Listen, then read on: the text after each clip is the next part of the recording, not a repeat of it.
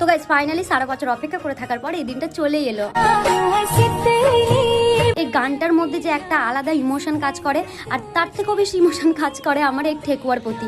ভাই এই গোটা বছরে আমি এত তাড়াতাড়ি ঘুম থেকে উঠি না, আমার মা আমাকে কখনো এত ভোরবেলায় ঘুম থেকে তুলতে পারে না। যেটা আমি নিজের ইচ্ছেতে উঠে যাই সেটা হচ্ছে ছট পূজার ভোরবেলা। আমি ভোরবেলায় ঘুম থেকে উঠে চান টান সেরে ফ্রেশ হয়ে আমি ছট ঘাটে পৌঁছে যাই। কখন পুজো শেষ হবে আর আমি হাত পেতে দিব, একটা ঠেকুয়া দাও না গো। একটাই দিলে আরেকটা দিলে ভালো হতো, আমার ঠেকুয়া খেতে ভীষণ ভালো লাগে।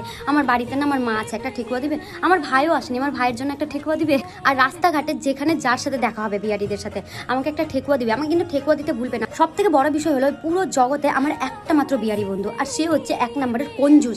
আরে ভাই 10টা ঠেকুয়া চেয়েছি, কনসার্ট জান্নাত চেয়ে নিয়েছি, তার রিয়াকশন এমন হবে ঠেকুয়া চাওয়ার পরে যেন মনে হচ্ছে আমি তার কাছ থেকে পুরো তার প্রপার্টি চেয়ে ফেলেছি। প্রপার্টি না রে ভাই, 10টা ঠেকুয়া তোকে সারা বছর খাইয়ে পড়িয়ে ভরণ পোষণ নিয়ে এই জন্যই রেখেছি যে ছট পুজো আসলে তুমি আমাকে 10টা ঠেকুয়া দিবে। এই বছর যদি আমাকে বেশি করে ঠেকুয়া না দিস তোকে আমি ব্লক করে দেবো বলে দিলাম। আর তোমরা যারা বিহারি বন্ধুরা আমার এই ভিডিওটা দেখছো, আমি কিন্তু অ্যাড্রেস দিয়ে দিব, তোমরা অনলাইনের মাধ্যমে আমাকে ঠেকুয়া পৌঁছে দিও। বেশি না হলেও 5টা করে ঠেকুয়া দিও, তাহলেও আমার কৌটো ভরে যাবে। আর এই ঠেকুয়া যে সকাল সন্ধ্যা ঠেকুয়া, এখন তো আমার মানে সকাল সন্ধ্যা হলেও জিভে জল চলে আসে শুধু ঠেকুয়া খাওয়ার জন্য।